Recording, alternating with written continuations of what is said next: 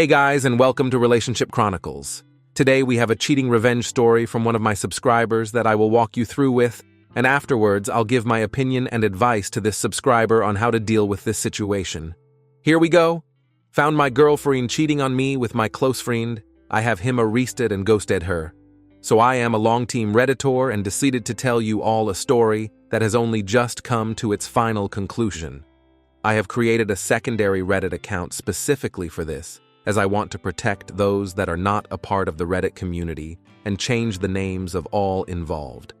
Originally posted to r/pro-revenge, but was asked to post it here instead due to the nature of one of the revenge acts.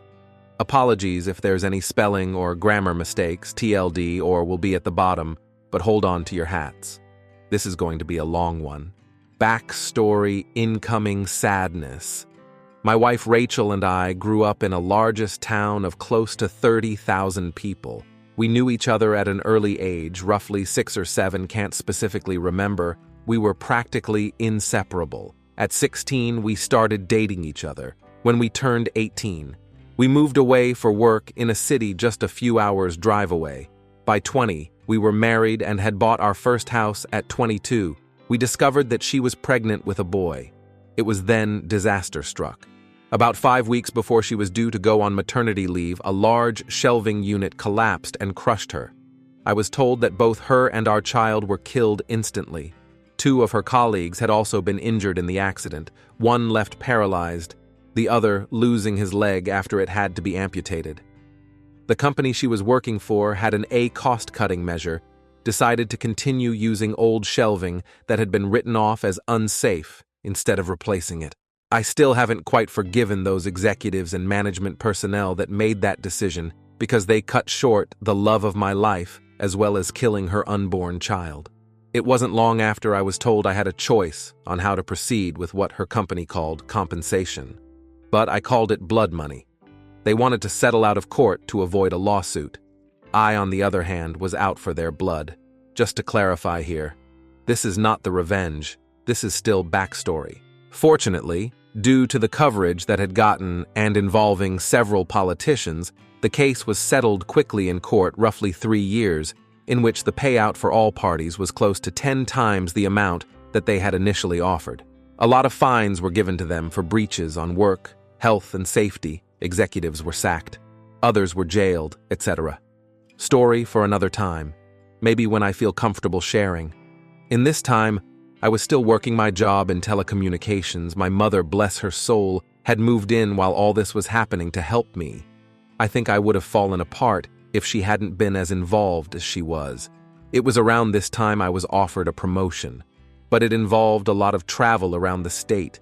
I made a request to have an office in my hometown's branch, as I wanted to not only take care of businesses in the state, but in my hometown also, there was no business representative located there, to which they agreed.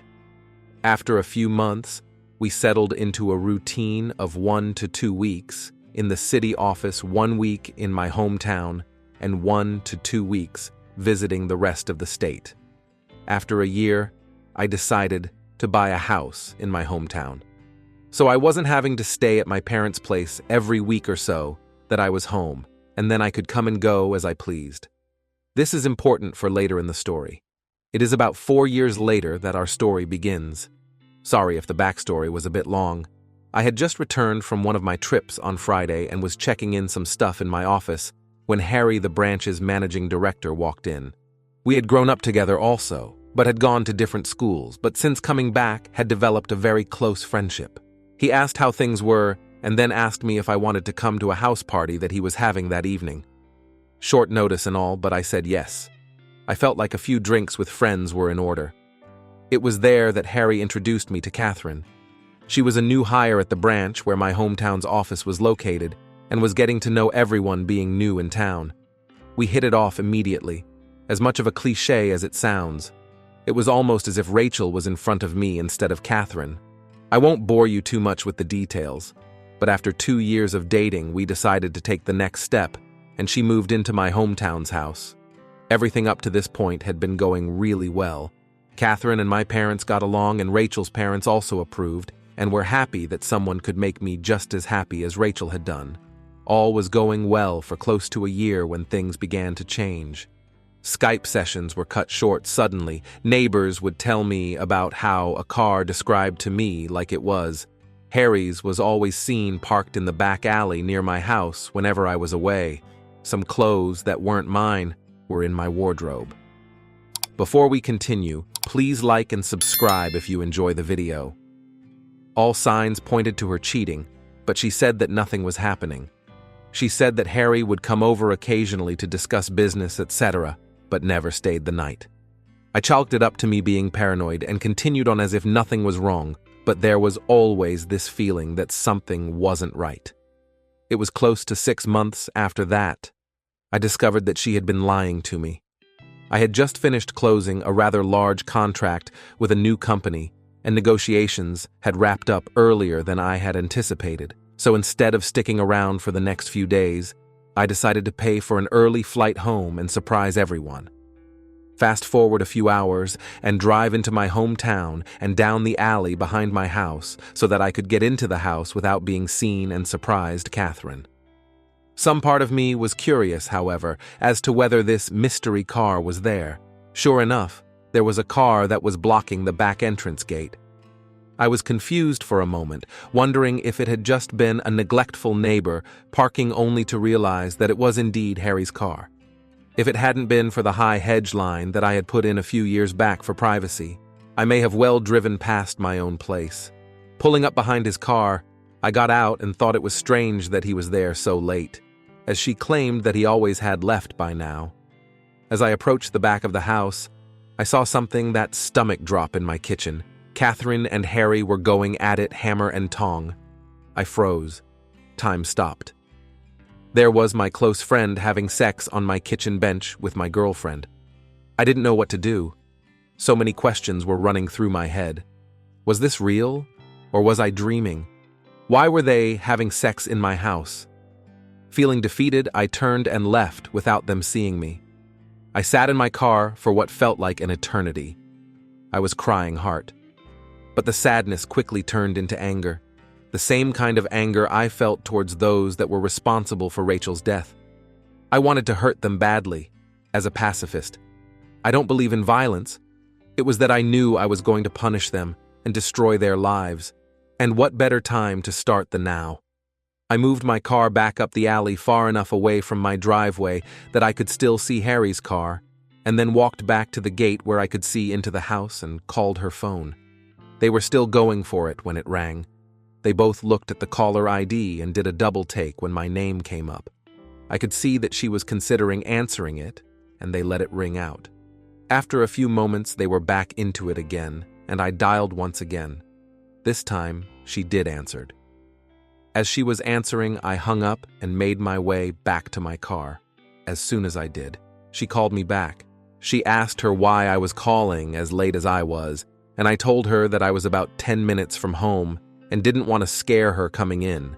She obviously was shocked and acted happy that I was coming, and the call ended very quickly after she said she was going to get up and get changed into something I said by and hung up. A few moments later, Harry came peeling through the gate and still half naked jumped into his car, took off like a bat out of hell.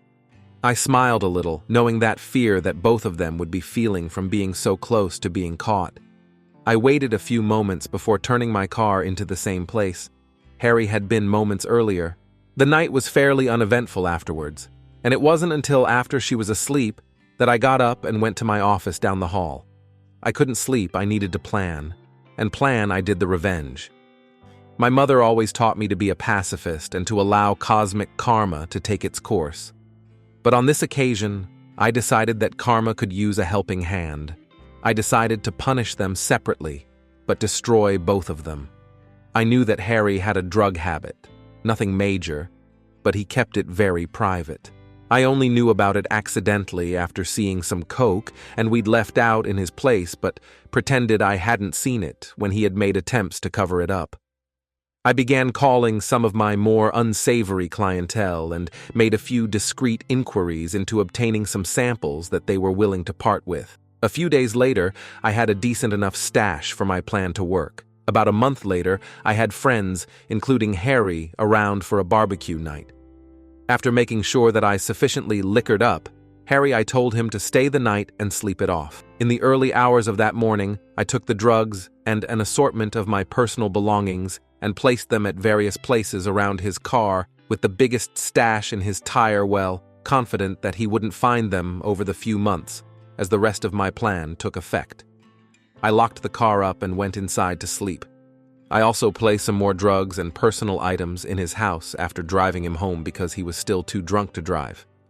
A few days later, I staged a break-in by smashing the back pane of my back door into my kitchen and leaving it open before heading back to the city for a flight. I had several messages the moment I landed, one from my clearly panicked mum, who had found the back door smashed open and had called the police, one from Catherine in tears, and one from the local police asking me to call after returning all the calls. I informed the police I was away on business, and then I would be back the following week to talk with them. While away, I got Catherine to stay with my parents until after I got back and asked my dad to organize one of the local security companies to install cameras and an alarm system after getting the go-ahead from the police as to not ruin the scene of the crime. After getting home, I did the usual "my God, I can't believe this has happened, and why would anyone do this" routine. After doing a thorough check of everywhere, finding that the items I had taken were missing and filing a police report. I had the security company's rep talk Catherine and on through how the cameras and alarm system worked. Then came the question I had been waiting for, the question of what happens if we are doing some business and don't want it recorded. She acted a bit shy asking this question, but I knew exactly the reason she was asking. He assured us that this was a question he got asked a lot, and we were shown on the home computer if we wanted to be doing things without it being recorded, how to stop the recording for certain cameras so that we could protect her modesty. As I was walking him out, I asked him if cameras were turned off. Could a notification be sent out just as a security precaution? He came back in and helped me through how to set up email notifications and left shortly after. Fantastic. All I had to do was wait. At this stage, I approached our /legality vice for some help in relation to couples law in my country. I needed to make sure that my upcoming plan could legally be done and that I would not be forced to pay out any money or equity to Catherine, as I didn't know if we were classified as a de facto couple or not. Being the sole benefactor of Rachel's estate, I didn't want to be left with any nasty surprises where Catherine could take any of the estate away from me. Shout out to those guys and gals there, as they helped me get in contact with a great lawyer who assured me, due to the fact that although we had been dating for close to 4 years, we had not been living together long enough to be classified as de facto. And because I was paying all the utilities on the property that she was living in and didn't pay rent, show that she had no legal standing to make a financial claim against me. Just to be sure, though, he drew up what I felt was a pretty ironclad document just in case there was any legal trouble.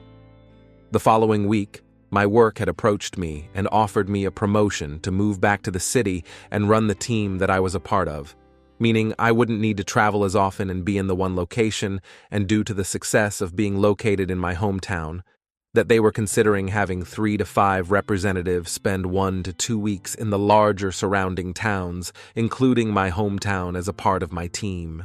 I said yes, and began the process of beginning my transfer, which would take about 6 weeks. Perfect. More than enough time to gather all my evidence. Let's move on to my thoughts and advice for the person that is dealing with this problem. Your story is a roller coaster of emotions and revenge. The betrayal you experienced is heart-wrenching, and your calculated revenge plan adds a layer of intrigue. The meticulous execution, from exposing the affair to framing your friend, showcases a strategic mind-seeking justice. The legal precautions regarding your property and relationship status demonstrate a thoughtful approach. The anticipation for the upcoming revelation creates suspense, leaving readers eager for the final act. The story blends personal pain, resilience, and a desire for retribution, making it a compelling narrative. I wish you the best of luck moving forward. Thank you all for taking the time to listen to today's stories. If you enjoyed listening, please feel free to like and subscribe if you haven't already. Also, comment below with your thoughts on what happened. Take care.